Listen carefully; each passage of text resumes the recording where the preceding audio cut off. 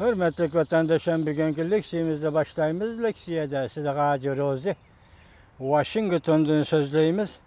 Leksiyelerimizi sözleşten evvel Amerika Koşmuş Ştatlarının devlet bayramını tebrikleymen vatandaşım. Amerika Koşmuş Ştatlarının devlet bayramı 7. ayının 4. günü. Azər Amerika Koşmuş Ştatları müstakillik jakarlap müstakil devlet bop yaşap kelyatqany 242 yıl boldu.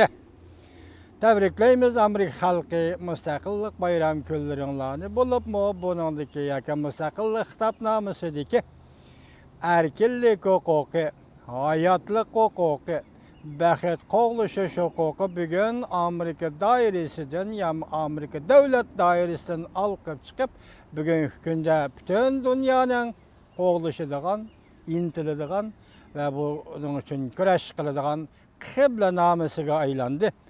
Mübarek bolsan devlet bayramınız Amerika Koşmuş Ştatları halkı.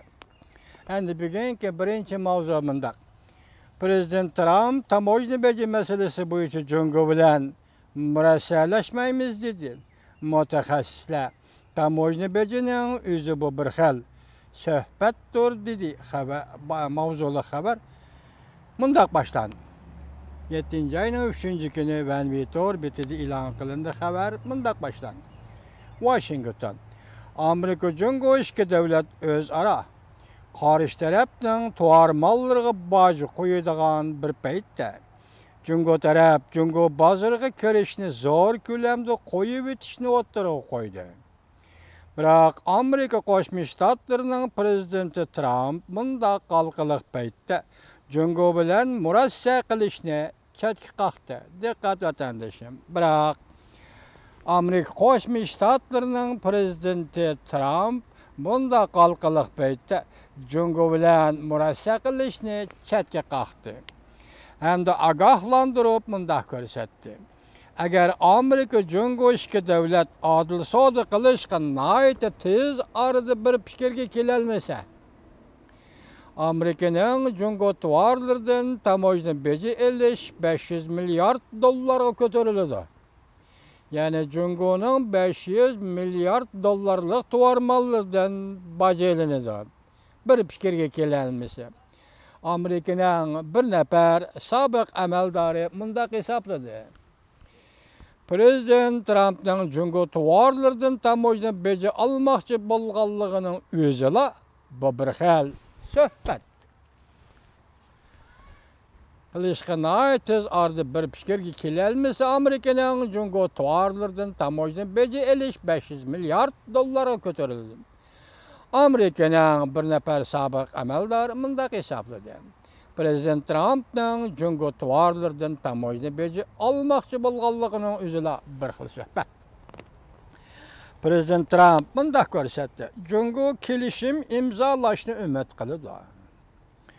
Prezident Trump 7. ayının 1. günü Pakistan televiziyasının ziyaretini qabul qılğandı. Yani mundaq görsetdi.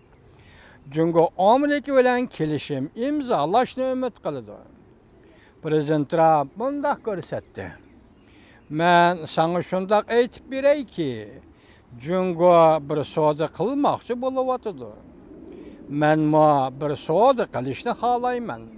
Lekin ishki o'ttirda bu soda adil soda bo'lishi kerak. Cungo bir soda qilmoqchi bo'lyapti. Men shundaq bir soda qilishni xalayman, lekin bu soda ishki o'ttirdi yoki Amerika bilan Cungo o'ttirisida adil soda bo'lishi kerak.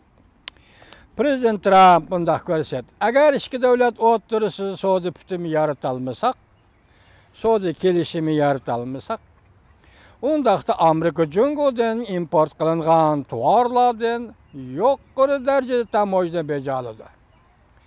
Uçuk aysam 500 milyar dollarlık Cungo tuvarlarga yuqori normada baji qo'yamiz. Prezident Trump tamojna beji meselesida murassaga kelishni chetga qoqdi. Prezident Trump Cungo tuvarlarga normada artıq baji qo'yamiz deb Prezident Trump tamojna beji meselesida murassaga kelishni chetga qoqdi. Prezident mundaq dedi. Mening hökumetim ve men bu meselede murassa kelmaymiz. Prezident Trump mındaqdır. Dikkat vatandaşım. Mening hükümetim ve ben bu meselede tamoyni beji meselesi murassaga kelmaymiz.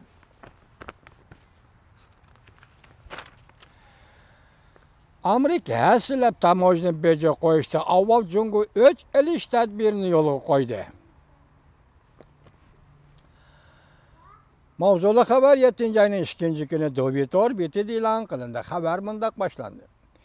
Vaqt farqi tufayli Amerika tamoyni beji siyosatini yo'l qo'yishdan burun Jungo Amerikani jazolash xarakterli tadbirlarni o'tirib qo'ydi.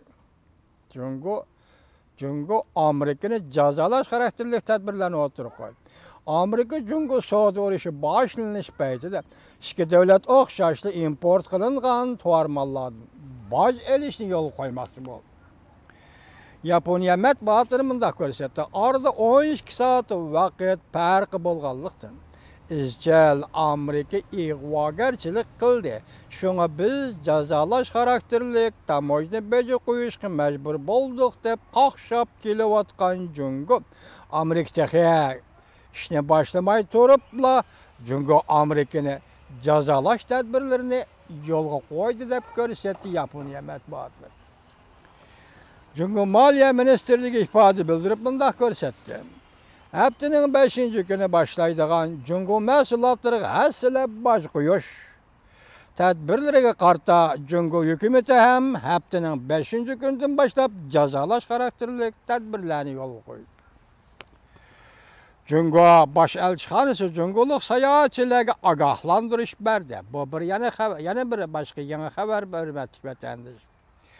Amerika xatarlik dedi bosh elchi.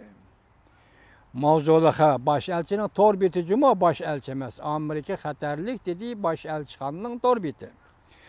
Amerika Jungo savdo urushi 50 milliard dollarlik jadval kuchga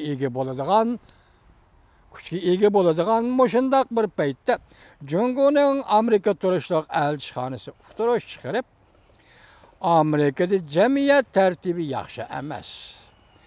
Sayohatchilar saqchiga ma'lum qilganda Jungo tilida so'zlashinglar kerak, ya'ni Xitoy tilida so'zlashinglar kerak deb sayohatchilarning samiga soldi. Amerikada etish, bulash, o'g'irlash vaqalari bo'lib turdi. Kechida yolg'iz ko'chaga chiqmanglar. Vaqaga yo'liqsanglar 911-nomerga telefon qilinglar dedi. Jungoning Amerika turishliq bosh elchixonasining to'rbeti. Bu yerda ikki mazmunni sizlarga so'zlab ko'rsatdik. Birinchi Yaponiyaning matbuoti e'lon qilgan Amerika nima deydi? Amerikadan burun Jungo o'ch olmoqchi bo'lyapti degan xabarni oqshomlatin Jungo inkor qildi. Amerika Yaponiyaning bu xabarini Jungo inkor qildi. Inkor qilib, biz hargiz birinchi bo'lib Amerikadan boj olmaymiz, ham biz hargiz birinchi bo'lib Amerika qo'l solmaymiz, ya'ni savdo sohasida Amerika qo'l solmaymiz dedi. Qaraganda bu gaplar biroz cho'chigandek, xilali cho'chigandek gaplar. Yaponiyaning xabarlarini oqshom Jungo inkor qildi, lekin Jungo hukumati ma xabarni inkor qilmadi. Masalan, Amerika Jungoning bosh elchining to'rbeti Amerika xatarlik davlat sizlarga sayohat kelsanglar vaqaga yo'liqqanda Xitoy tilini so'zlab saqchiga ma'lum qilinglar. Bu vaqani nimaga solishtiramiz deganda orliqda sot sistemasi Koreyaga o'rlashtirganda Xitoy hukumati Koreyaga keladigan sayohatchilarning yo'lini kesdi. Yo'lini to'sdi. Bu ahvol hozir shu vaqtda Xitoyga zo'r manfaat elib keldi, ammo Koreyaning sayohat shirkatlarining iqtisodiga intayin zo'r ziyon solgan. Hozir Xitoy bu ogohlantirishni berish orqali Amerikaga sayohat qiladigan jungoliklarni to'sib qolamdi, qanday? Bu bir bishorat xarakterli xabar.